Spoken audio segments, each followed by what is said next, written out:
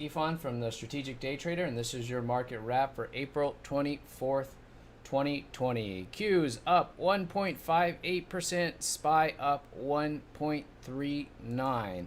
Came into today bullish.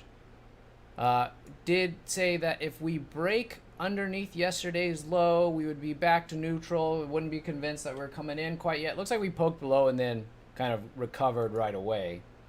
So that does make it easy for us going into next week.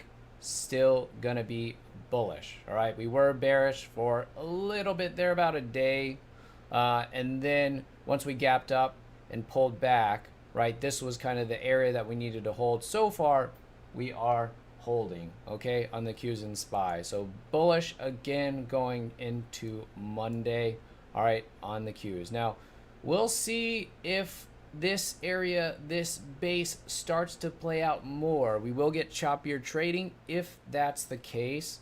So it is one thing that I'm watching for. The other thing that I'm watching for is this weekly sell setup.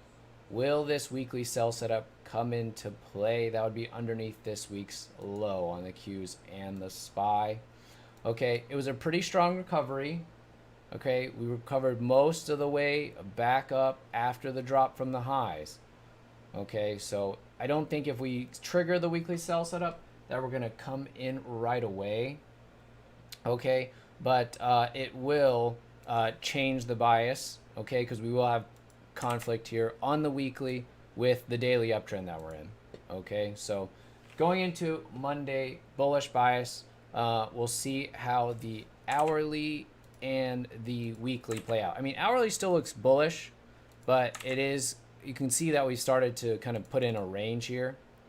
All right, and then the weekly is the one that looks has the most potential to trigger some kind of bearish signal. It will be at odds with the daily, so it won't be clear. And usually when we get into those kind of time frame conflicts is when we get choppy trading. I thought this week market was a little bit back and forth. We kind of expected that, okay? But the good thing was day trading was good, right? So we did start to get more earnings names, should be even more next week. So let's review some of the plays from this morning. Only gave you numbers on 2 plays here. That was the HTZ. It was showing a lot of weakness relative to the market, and then did a sell setup right here. So it came in, that was the weakness that I was showing. Retracement, it was underneath this topping tail bar. Okay, and then also was called later for the breakdown on the HTZ. And then the other one was the PBR this morning, which I know a lot of people took because of a really tight stop here. Just underneath that opening range on the PBR. Okay, so I know some people did pretty well on this. Was in a downtrend all morning on this PBR. Also, this one was a pro gap. Was an ADR, but gapping underneath some support there. And then just continuing the trend lower. There's a little bit of a sell setup there, right? So hopefully, if you're in the room, you're able to see some of these kind of things called out in real time. You know, if you've been watching the market wrap for a while now, you're probably seeing that how similar a lot of these setups look, right? You might have played the calcs today as well. So when we look at something like that, compare it with the DCP the other day, right? Finding that kind of strength, playing these bases for breakouts, right? Excuse me.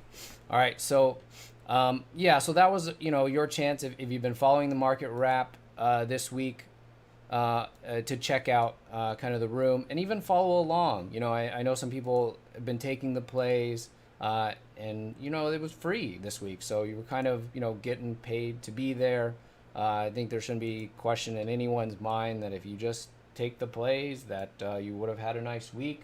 We call them out ahead of time, tell you where we're getting out, where the targets are. So, you know, hopefully you enjoyed the open house, and we'll kind of be back to kind of the normal kind of procedures next week, and just in time too, because there's gonna be a lot of trading next week. So I'm looking forward to it.